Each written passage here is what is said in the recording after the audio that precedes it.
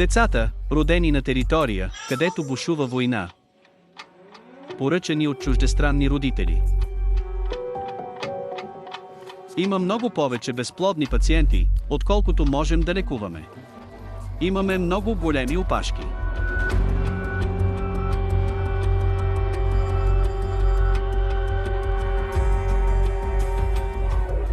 Има ли граници на желанието да имаш деца? Не всеки ще приеме сурогатна майка да износи неговото дете. Много хора се опитват да станат родители в клиниките за лечение на безплодие. В Австрия всяка четвърта двойка се сблъсква с проблема на безплодието. Толкова силно го искаш. Да. Преживяването на момента, когато се появят тези очаквани две лентички. Недооценена тема. Занимавам се с това от около 25 години и през последните 1-0-1-5 години все повече се налага да кажа на двойки, жени и също мъже. Няма нищо друго, което мога да направя за вас. И същевременно тази тема е табу. Разбира се, че сте шокирани, просто не разбирате защо и как се озовавате на 29 години в клиника за лечение на безплодие, когато мислите, че сте напълно здрави. Просто се чувствате ужасно, защото си виновен и защото не можете да се справите с това.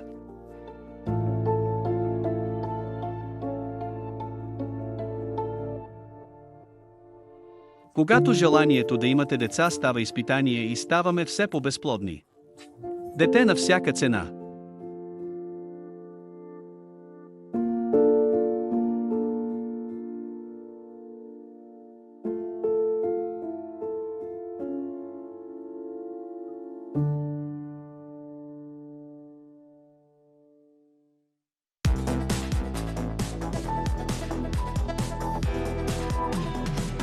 Докъде може да стигне желанието да имаш дете?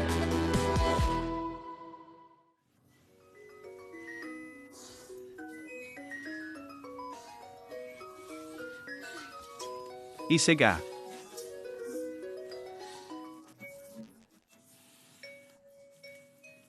За това сме се стремили, детето е тук и играе с мен, направихме това заради него. Вече няма въпрос дали съм майка или ще стана майка, защото вече съм.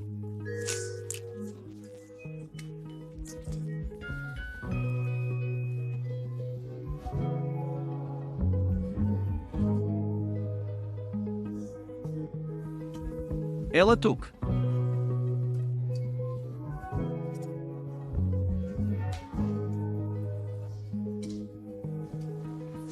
Откакто мога да помисля, винаги съм знаела, че искам да имам деца. Имаше време, когато си мислех, не, сега определено не. Нямаше и подходящ партньор, и за мен беше ясно, че трябва първо да премина през бурния период и всичко останало, но винаги беше в главата ми, че искам да имам деца някой ден.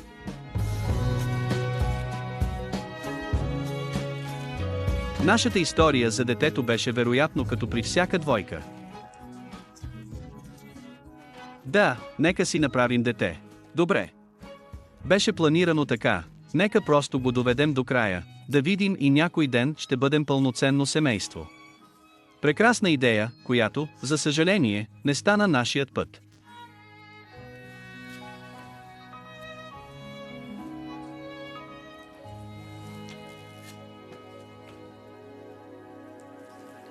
В началото няколко първи опита, няколко цикъла, просто се отнасяш към това, да, може би не сработва от първия път, няма значение, може да отнеме повече време, тогава не мислиш много. Но вече след 4-5 пътища се появява мисълта. Защо няма тази втора лента? 3/4 години Лела и нейният съпруг се опитват да забременеят, но от самото начало има някакво интуитивно усещане, нещо не е наред. Виждаш майка с дете, виждаш бременен корем и разбира се, обръщаш внимание на много неща, когато си вътре в ситуацията, отколкото просто да кажеш, добре, това е просто количка. Просто толкова много го искаш и желанието да имаш дете не е напълно подходящата дума за тази ситуация. От един момент нататък, това става дълбока печал, искаш толкова силно. Да. Просто мечтаеш да се появят тези две лентички.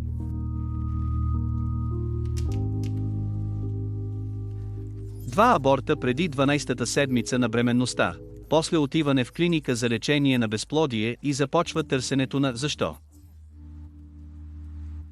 Моментът, в който стана ясно, че по естествен път не успяваме, беше ужасен, отчаянието беше огромно. За мен това означаваше също да намеря виновния, тогава още не знаех, че това грешка бях аз. Трябва да се каже, че имаше много обстоятелства, които доведоха до щастливо съвпадение, че попаднахме в клиниката за лечение на безплодие. При генетичния тест на Лела бяха открити отклонения и кратко беше препоръчана инфузионна терапия. Мъжът на Лела не иска да говори пред камерата за желанието им да имат деца. Заедно те решават да направят изкуствено оплождане, което наричат също и оплождане в епруветка, еко. При него от жената се взимат яйцеклетки, които след това се оплождат в епруветка с сперматозоиди. Броят на пациентите в клиниките за репродуктивна медицина постоянно нараства през последните години. Дали и мъжете, както и жените, стават все по-безплодни? Съвсем точно не. Ние сме също толкова плодовити на 25 години, колкото преди 30, 50, 60, 70 години. Просто се променя възрастта. Важен факт е, че говорим за женското тяло. Ключов момент за жената е възрастта, а за мъжа, преди всичко, начина на живот и околната среда. Защото остава фактът, че качеството на спермата се намалява, но първо да поговорим за жената. Репродуктивният специалист е установил профилактична програма, която определя качеството и количество на яйцеклетките с помощта на такава мониторинг като ултразвук и кръвен анализ. Бела има среща днес, за да обсъди резултатите от анализите си.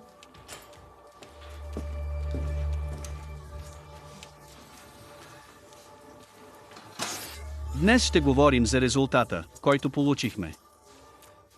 Трябва да си призная, че за това нищо не бях чувала и, честно казано, не съм се занимавала с това. Защото съм на 28 години и бях съсредоточена върху образованието си, върху кариерата си. Бях на профилактичен преглед при доктор Юст и той тогава ми зададе този глупав въпрос. Искаш ли да имаш деца? И тогава започнах да размишлявам за това, помислих си, че да, но не сега. Да, яйцеклетката не следва пътя на еманципацията на жената. Но съществува и трябва да реагираме на това. Ако преминавате профилактичен преглед във възраст на 25 години или не по-късно от 32 години, има много повече опции, които мога да предложа на пациента или пациентката, в сравнение с това, когато тя е на 38 години и трябва да и кратко кажа. Много съжалявам, но нямам какво друго да направя, вие вече нямате яйцеклетки.